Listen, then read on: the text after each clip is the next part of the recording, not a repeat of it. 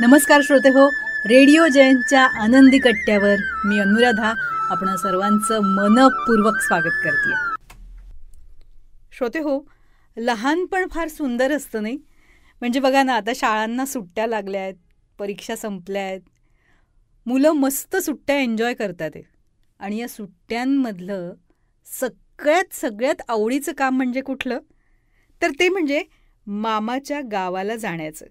आपल्या लहानपणीसुद्धा नाही का आपण गाणं म्हणायचो, झुकू झुकू झुकू झुकू आगीन गाडी, धुरांच्या रेषा हवेत काढी, पळती झाडे पाहूया, मामाच्या गावाला जाऊया. मामाच्या गावाला जाण्याचं अप्रूप हे लहानपणी प्रत्येकाला असतं. श्रोते हो, याच विषयी नेहा खेडकर यांनी फार छान लेख लिहिलाय. आजच्या आनंदी कट्ट्यावरून तो तुमच्याशी शेअर करते. लेकीला मामाकडे जायची खूप घाई झाली होती. रोज बोटांवर किती दिवस राहिले आता म्हणून दिवस मोजत होती. अगं, तुला पण मामाकडे जायला आवडायचं का गं? लाडक्या लेकीने प्रश्न केला. आणि मग मी तिला माझ्या मामाच्या गावाकडची मजा सांगितली. म्हणजे काय, मला तर खूप आवडायचं मामाच्या गावाकडे जायला. शाळेला सुट्ट्या लागल्या की लगेच मामाकडे जायची तयारी सुरू व्हायची. वर्षातून एकच वेळा आम्हाला मामाकडे जायला मिळायचं ना. गावही खूप लांब होतं, त्यामुळं वर्षातनं एक वेळ जायचं आणि आपले सगळे हट्ट पूर्ण करून घ्यायचे. सरकारी लाल डब्यात बसून मामाकडे जायला आमची वारी सज्ज व्हायची. गाडीच्या वेगवेगळ्या वळणावर मनात असंख्य विचारांची चर्चा रंगायची. गाडीच्या वेगासोबत पळती झाडंसुद्धा बघायला फार मज्जा वाटायची. कितीतरी दूरपर्यंत त्यांना मोजण्याची स्पर्धासुद्धा रंगायची. असं करत करत 10 तासांच्या प्रवासात आता गाव कधी येणार असं म्हणून आईला 100 वेळा तरी हा प्रश्न विचारला जायचा. आणि मग काय, मामाचं गाव जवळ आलं की आनंद गगनात मावेनासा व्हायचा. आम्ही सगळी भावंडं ठरवून एकावेळी मामाकडे जमायचो. आणि तिथे पोचलो की मग फार छान वाटायचं. अनेक विषयांवर गप्पा रंगायच्या. अगदी पेपर्स कसे गेले इथपासून ते नवीन पुस्तकं कधी घेणार इथपर्यंत. आमची सकाळ तर लवकरच व्हायची, कारण मामीनं सांगितल्याप्रमाणे कोणाची काढलेली रांगोळी सगळ्यात छान त्याच्या आवडीचा बेत जेवायला बनेल अशी तिची अट असायची. मग काय, त्यामुळं पहाटेच अंगणात सडा टाकून नवनवीन रांगोळ्या दारासमोर असायच्या. मग आम्ही छान तयार होऊन देवळात दर्शनाला जायचो. कधी मामीसोबत भाजी आणायला मंडईत, तर कधी शेतात जाऊन आंबट, चिंच, कैरी तोडून बैलगाडीची सवारी करायचो. रस, पोळी, भजी, कुरड्या, पापड असे चमचमीत पदार्थ ताटात असायचे. आंब्याच्या बर्फीचा डबा असायचा तो वेगळाच. जेवण करून सगळं स्वयंपाकघर आवरणं ही जबाबदारी मात्र आमची असायची.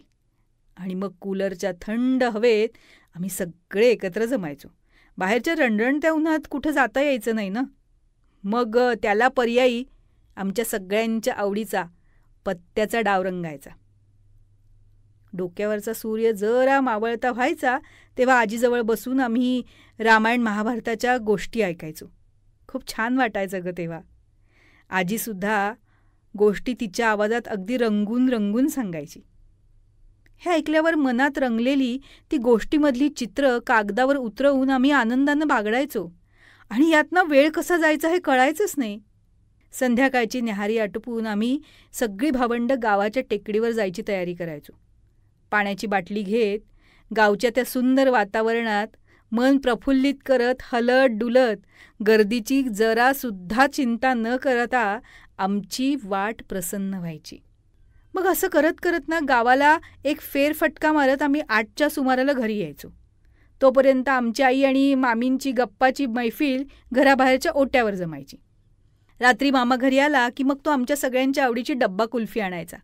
मग रात्रीचं जेवण आटोपून पुन्हा पत्त्यांचा डाव रंगायचा. बघता बघता मामाच्या गावाला निरोप देण्याची वेळ येऊन ठेपायची. आणि मग आई, आजी आणि मामीचा गंगा जमुनांचा कार्यक्रम व्हायचा. मला जरा हसूच यायचं, पण मामा म्हणायचा, अशी नको हसू हं, ही वेळ तुझ्यावर पण येईल. हे ऐकल्यावर मी आपली हाताची घडी आणि तोंडावर बोट ठेवायची. पण खरं सांगू का, मामाकडून निघताना आमचं मन खरंच फार उदास व्हायचं. गेली 15 दिवस तिथला अनुभवलेला एकन एक क्षण आठवायचा.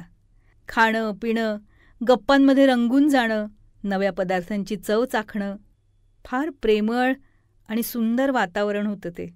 आणि अशा कायम मनात घर करून गेलेल्या त्या बालपणाच्या काही आठवणी इतक्या रम्य असतात ना, की त्या आठवल्या की असं वाटतं खरंच बालपणाची सर कशालाच नाही. कळलं? हो, कळलं. आणि म्हणूनच तर आई, मलासुद्धा अशाच आठवणी जमवायच्या आहेत मामाच्या गावाला जाऊन.